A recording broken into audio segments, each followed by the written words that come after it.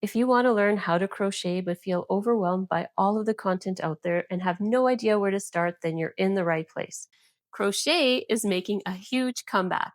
This amazing and creative craft is no longer seen as just an old lady hobby. Not that there's anything wrong with older ladies, but I love seeing crochet embraced by younger generations as well, especially in fashion and home decor, because it really is such a cool and creative way to express your personal style. And the best part is that crochet is actually one of the easiest crafts to learn. You only need a couple of supplies, and once you get your hands used to the motions, you'll find that it's also super relaxing and great for your mental health, since it's one of the easiest ways to get into a flow state and forget about all of your worries. And if you're brand new, don't worry. We're starting right at the very beginning. In this playlist, I'm going to walk you through the basics, step by step, with simple lessons that build on each other. In this first lesson, I'll show you the supplies that you need and how to make your very first crochet stitch. Let's begin by going over the basic supplies. All you really need to get started is a crochet hook, some yarn, and a pair of scissors to cut the yarn when you're done. And when I'm teaching new crocheters, I recommend getting a 5 millimeter hook. You may see it referred to as a size H or a number 8 hook, depending on what country you live in.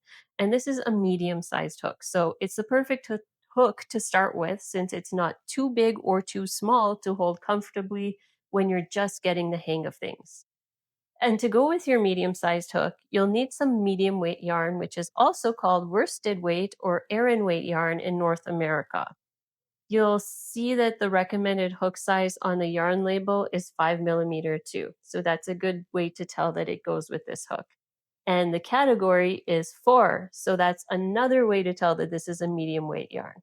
If the category is 4, it's medium. And if it's less than 4, it's a thinner weight yarn like DK or Sport. And if it is bigger than 4, then it's a chunky yarn. But all you really need to know right now is that you need a medium weight yarn, because this yarn is thick enough that you can see your stitches clearly, but not so bulky that it's hard to work with. And I have to give a shout out to my fellow Canadians from Thread and Maple for this gorgeous carrying case that they sent me. So once you have a collection of hooks, a case like this is really helpful to keep your hooks, scissors, and other tools organized and together. They're not paying me to say this, but the reason I recommend this particular case is that you can slide the top part down once it's open so that you can easily access your hooks and other tools. And I also like how it has pockets so that I can keep my hooks separate from my scissors and anything else that I want to keep in there. And don't worry if this seems like a lot of information. I've linked to this case along with some of my favorite hooks and medium weight yarns in the description of this video.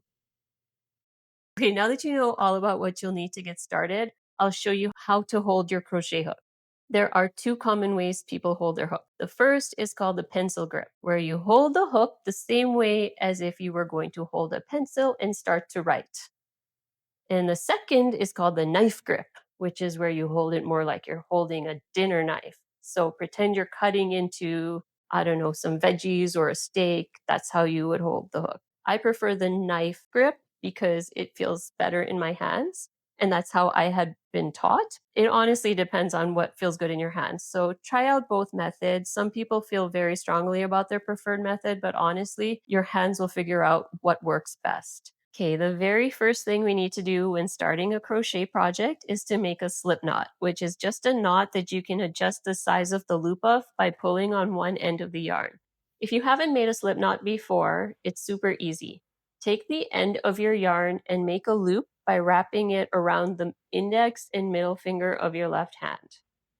And then pull the yarn through that loop to create another loop and tighten it. And that's it.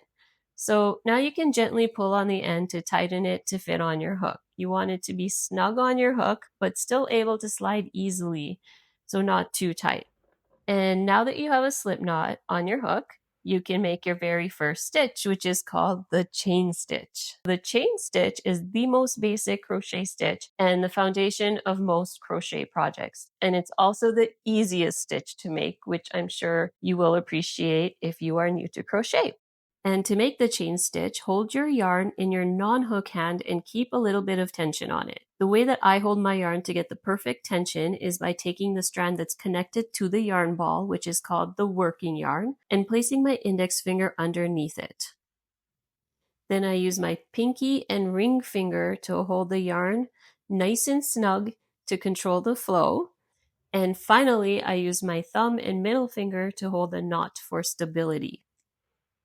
Okay, so now we're ready to make the first chain stitch. Wrap the yarn over your hook and then use your hook to pull it through the loop on your hook. So that's it. That's one chain stitch and it looks like a little chain. That's why it's called that. So let's do it again. Yarn over and pull through. And each time you do that, you're creating another chain. So if the instructions say something like chain 5, you want to make 5 of these chains. So go ahead and make a few more chains with me, and they may look a little bit uneven, and that will take some practice because you're just learning, and it's not going to be perfect the first time, but if you keep practicing, you'll be a pro in no time. One thing I want to point out is that if the loop is too close to the top of the hook, then it can make your chains too small and they'll be really hard to crochet into. So it's a good idea to move the loop a bit down on the hook before pulling through your next chain. Also, if you're pulling the hook away from your chains too much, that will make the loop grow in size, and then the size of your chains will be bigger, and it can really make them inconsistent since you might be pulling it further for some and keeping it closer for others. So it's kind of a good idea to keep the loop on the hook as close to the hook as you can, but also not too tight on the hook. So practice making a few more chains and see if you can get into a nice rhythm where the size of the chains are pretty consistent. And then once you feel good about your chains, meet me in the next video where I'll teach you how to make the single crochet stitch and crochet your first swatch, which is just a fancy word for a rectangular piece of fabric created with crochet stitches.